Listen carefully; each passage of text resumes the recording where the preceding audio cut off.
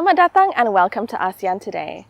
I'm Bandial of The Scoop in Bandar Seri Begawan. Selamat berjumpa lagi. I'm Raissa Chentami of the Indonesia channel in Jakarta, and this is your weekly look at the dynamic Southeast Asia region. Leaders of the world's 20 biggest economies, including Indonesia, gathered in Rome for the G20 summit, with global warming, the economy, and COVID-19 topping the agenda. The summit on October 30th saw leaders debating on ways to tackle climate change and a pandemic recovery that's splitting rich and poor countries. Leaders said they remain committed to the Paris Agreement goal while adopting the Rome Declaration. The G20 is made up of global powers such as the United States, China, and Japan, and accounts for 60% of the world's population and more than 80% of global economic output. Indonesia will now lead the G20 until the next summit in October 2022. We'll hear from leaders directly shortly in the program. Following the G20, nations of the COP26 in Glasgow, Scotland signed up on a historic climate agreement after marathon talks and intense negotiations. Nearly 200 countries adopted an outcome document that, according to the UN Secretary General, reflects the interests, the contradictions, and the state of political will in the world today. While some countries committed to more ambitious cuts to heat-trapping pollution, other nations didn't agree. One major failure, the watering down of the agreement's language on the phasing out of coal. I apologise for the way this process has unfolded, and I'm deeply sorry. I also understand the deep disappointment. But I think, as you have noted, it's also vital that we protect this package. The Glasgow Climate Pact calls on 197 countries to report their progress at COP27 next year in Egypt. Myanmar's ousted leader is facing more criminal charges, now accused of election fraud and lawless actions by the military government. The Union Election Commission on November 16th prosecuted 16 people, including Aung San Suu Kyi and President U Win Mint, in relation to alleged fraud during the 2020 general election. Suu Kyi's party, the National League for Democracy, won the vote in a landslide, a result the military has refused to accept. Myanmar has been in turmoil since a military coup in February sparked nationwide protests and a deadly crackdown. Suu Kyi is already on trial for allegedly flouting coronavirus restrictions while campaigning ahead of the election. More than 1,200 people have been killed since the coup and more than 10,000 arrested. Flash floods and landslides from torrential rains killed at least 8 people on Indonesia's main island of Java. Torrential rains on November 5th unleashed flash floods in Malang and the highland city of Batu, inundating houses with mud and debris. Rescuers found a half-dozen bodies in Batu and 2 more victims in Malang. Relief efforts were hampered by blocked roads covered with thick mud and debris. 51 houses were damaged. Heavy rains are expected to continue and increase until February, partly because of a La Nina weather pattern. Southeast Asian countries are making progress on COVID-19 vaccination efforts, with several cautiously reopening their borders. First was Thailand, where in July the country allowed quarantine-free travel for fully vaccinated visitors to the popular resort island of Phuket. The moderate success of the Phuket Sandbox program resulted in more than 70,000 arrivals, generating 2.14 million baht, or $64 million. Thailand allowed travelers from 46 countries to skip mandatory quarantine from November 1st. More than 50,000 international arrivals have been recorded since then, making up half of all reported arrivals this year. After more than 20 months of tight border restrictions, Singapore began loosening its international travel regulations in October. The city-state has fully vaccinated nearly 92% of its population, the highest rate in the world. Singapore has expanded its quarantine-free travel lanes to 21 countries, with India, Indonesia, Qatar, Saudi Arabia, and the United Arab Emirates recently added to the list. And Cambodia reopened to fully vaccinated tourists on November 15th without quarantine after a nationwide campaign succeeded in achieving one of the world's highest vaccination rates. Indonesia has also joined the list of those allowing in international guests. Several destinations, including popular Bali, reopened to foreign visitors from 19 countries on October 14th. The country reached a new milestone in early November by administering 200 million vaccine doses, but no foreign visitors have arrived due to a lack of international flights. And Malaysia's resort island of Langkawi reopened to fully vaccinated international tourists under a pilot travel bubble project on November 16th. Tourists staying more than 7 days are allowed to travel to other parts of Malaysia. the country's borders is expected to fully reopen by January 1st. Agreements worth billions of dollars were signed in the United Arab Emirates during a state visit by Indonesia President Joko Widodo. As ASEAN Today's Karina Tasha reports, both countries are looking to triple two-way trade. Indonesia secured a total of $44.6 billion in investments commitments from the United Arab Emirates. Widodo was in the region from November 2nd to the 4th. Among others, he met with the country's top leaders, including Vice President and ruler of Dubai Sheikh Mohammed bin Rashid and Abu Dhabi Crown Prince Sheikh Mohammed bin Zayed. Yesterday, I was in Abu Dhabi. I had a very comprehensive meeting with the Crown Prince. We have an excellent and close relation.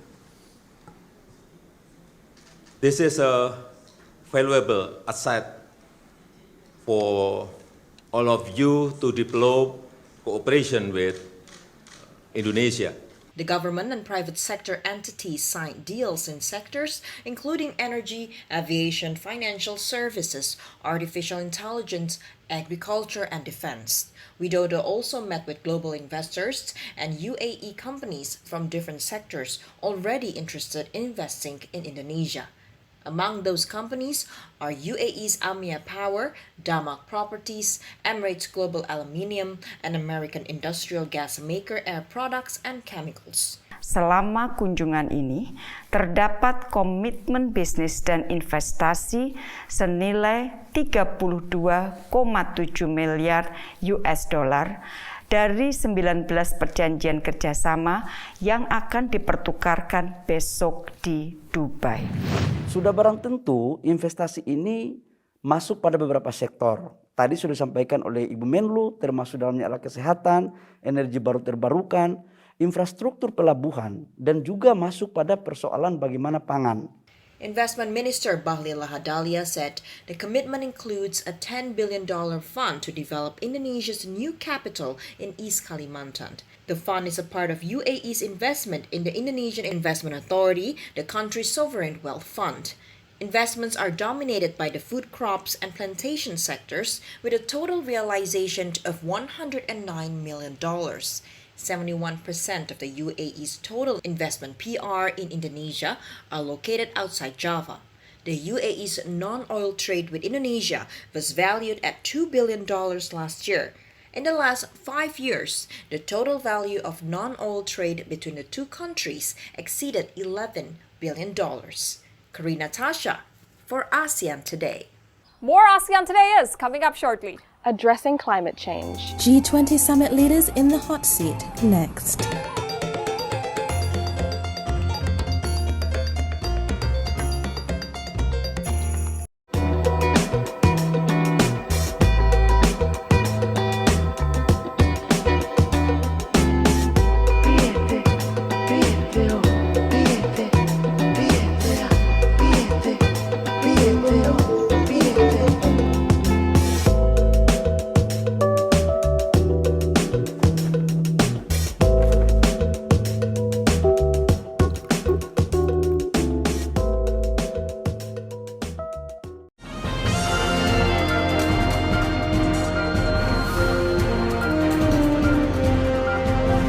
Saya ingin mengumumkan kerjasama dengan The Indonesia Channel. Saya mendorong semua entitas untuk bergabung dalam upaya ini dengan mempromosikan produk dan layanan mereka di platform digital yang unik ini.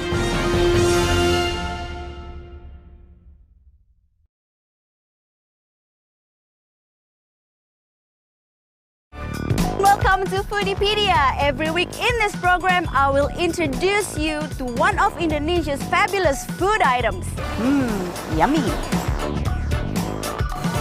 Beautiful. Now, I'm ready to cook. Let's go to the kitchen. It's done. Let's meet to eat. Foodiepedia on the Indonesia Channel.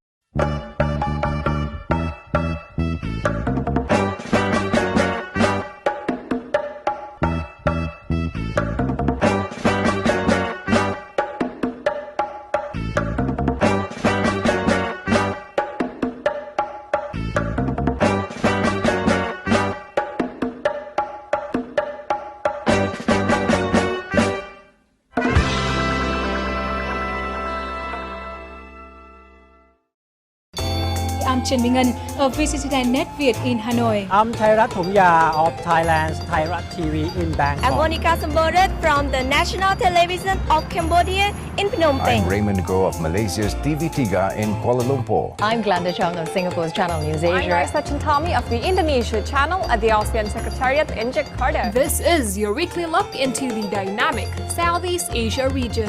ASEAN Today on the Indonesia Channel.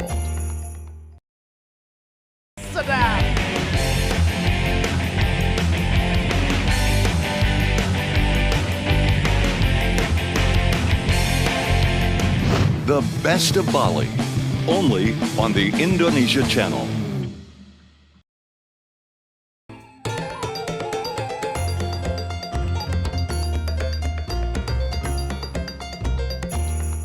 You're watching ASEAN Today. I'm Raissa Chentami in Jakarta. And I'm Bandial in Bandar Seri Begawan. The high-stakes G20 summit in Rome wrapped up final discussions on October 31st. It was the first in-person gathering there in 2 years due to COVID-19. And the pandemic was immediately addressed. Indonesia merasa terhormat untuk meneruskan presidensi G20 tahun 2022. Presidensi G20 di Indonesia akan mendorong upaya bersama untuk pemulihan ekonomi dunia dengan tema Recover Together, Recover Stronger. Pertumbuhan yang inklusif, yang people-centered, serta ramah lingkungan dan berkelanjutan menjadi komitmen utama kepemimpinan Indonesia di G20. Upaya tersebut harus dilakukan dengan cara luar biasa, terutama melalui kolaborasi dunia yang lebih kokoh dan inovasi yang tiada henti. G20 harus menjadi motor pengembangan ekosistem yang mendorong kolaborasi dan inovasi ini. Hal ini yang harus terus kita perdalam pada pertemuan-pertemuan kita ke depan. Despite the decisions by G20 nations, the access to vaccines and other important healthcare is not available to everyone, to all nations, and this is in part because of protectionism, because of inability and unwillingness by some countries to recognize and register vaccines. The World Health Organization should expedite the process of registering and assessing various vaccines and other treatments. As soon as this is done, we will be able to restore and restart the economy, including the tourism sector, and we would like the G20 to address the problem of mutual recognition of vaccine certificates. Experts believe that COVID-19 will be a danger to us all for quite some time, and considering that the virus continues to mutate, we should develop mechanisms for a systemic renewal or updating of vaccines. The fight against the pandemic requires us to improve healthcare services across all sectors, across all countries, and improve cooperation to address those issues. And considering all that, the role of the World Health Organization is becoming more and more critical. Its activities require global support. It is unacceptable to make steps that would hinder the work of the World Health Organization.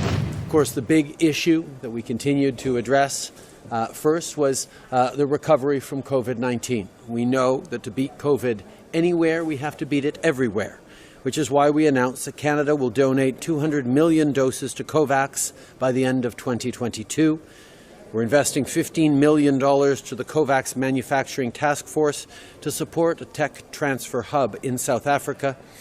We've paid our fair share on the ACT Accelerator for testing, and we've also announced $982 million from special drawing rights to IMF's Poverty Reduction and Growth Trust, which will help the developing world recover from the impacts of this pandemic and grow the economies in positive ways for tomorrow.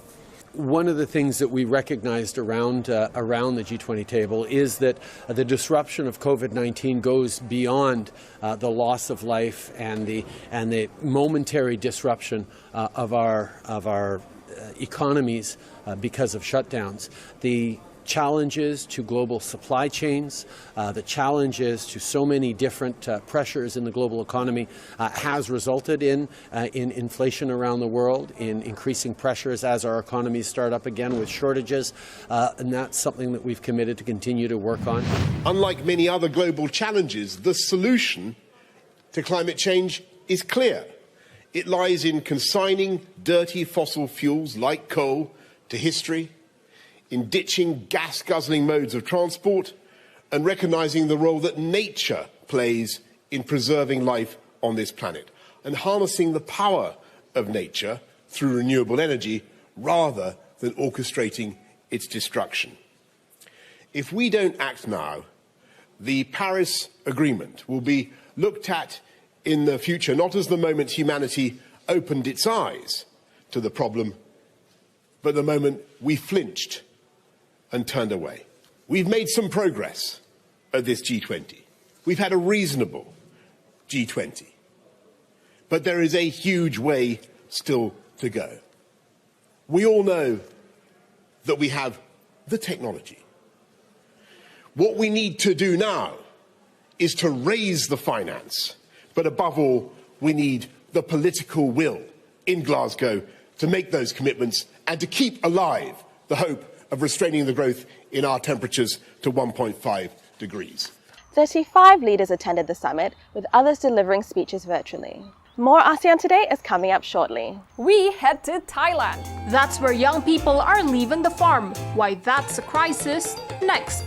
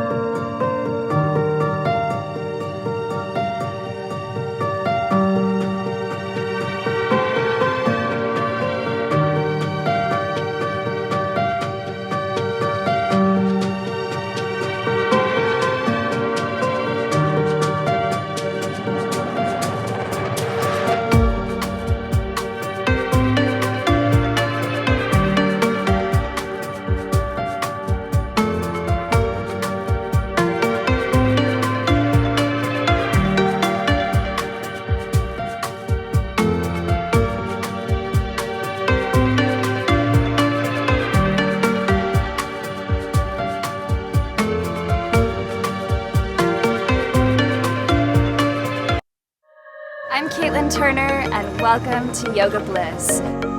Dropping your hands to the mat, just step it back and out and up to the side.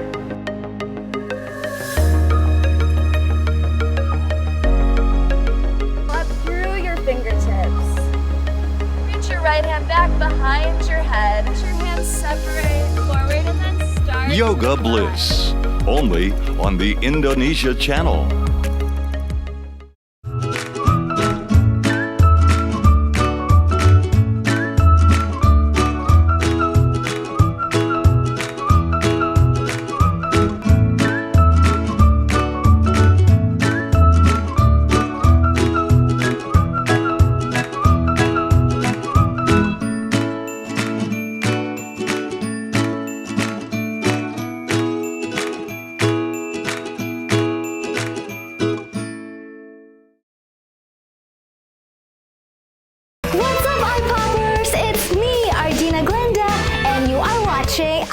Playlist.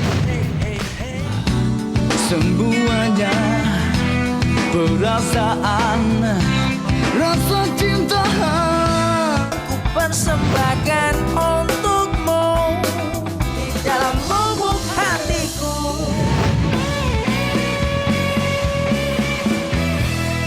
Tolong lihat aku dan jawab pertanyaanku.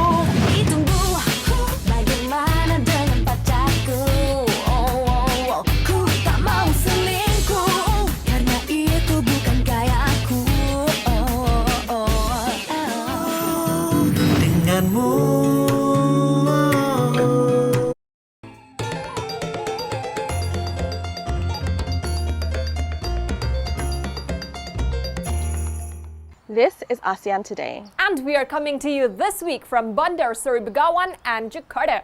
A growing shortage of young farmers threatens the future of food production in the region. As ASEAN Today's Aisha Nadira reports, young people across the Asia-Pacific are leaving the countryside to look for less labor-intensive jobs in the cities.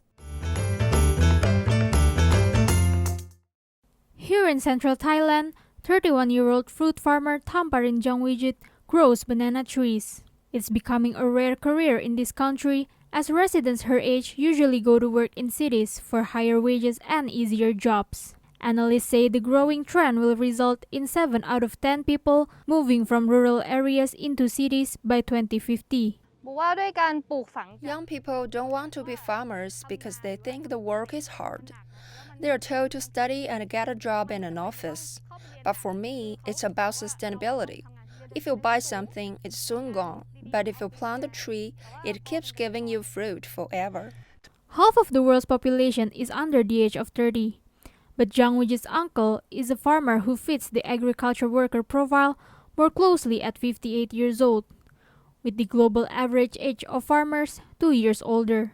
If we can't attract young people to farming, the land will soon be empty. Less food will be produced, and there will be shortages for sure.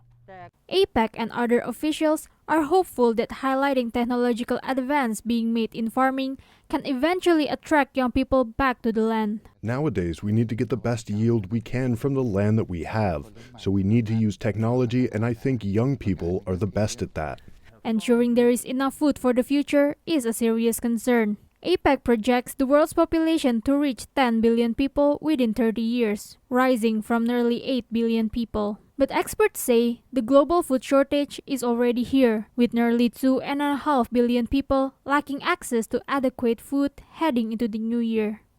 Aisha Nadira for ASEAN Today. And here are several events on the ASEAN calendar. The Manila Bang Art Fest International 2021 will be held on December 8th in the Philippines. Runners will line up for the Ultra Trail Panoramic from December 8th to the 12th in Chiang Mai, Thailand. And the Jakarta Warehouse Project Virtual 2021 will run December 11th and 12th in Indonesia. Tourism in the Philippines is gradually reopening following the easing of pandemic restrictions. Resorts are now stepping up promotion and social media marketing to lure visitors, as ASEAN Today's Fauzul Adzim reports. The city of Mabini in Batangas province is one of the most vibrant tourist cities in the Philippines. With clear seawater and rich variety of marine species, it has been a famous diving destination since 1970s. Before the COVID-19 outbreak, the small city of 70,000 people welcomed more than 500,000 domestic and foreign tourists each year, making tourism the main source of income here. But as in other destinations, many tourism service workers had to turn to other jobs, including fishing, to survive. To support recovery of the tourism industry, local industry leaders are working with a number of national offices to help local stakeholders through tough times. For example, the city planned an underwater photography competition to show the world the rich and beautiful tourism resources here.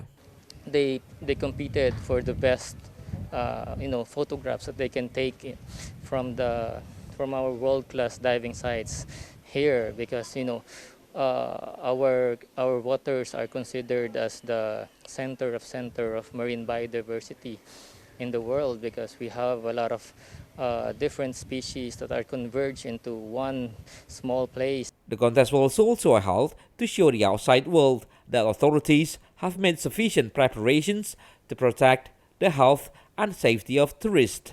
Service providers such as Mabini Hotels have also stepped up marketing efforts online, hoping to receive more tourists during the upcoming New Year holiday. But right now, business is slowly improving. So what we are doing right now on the part of the resort is to be more aggressive. In social media, we are promoting room promotions.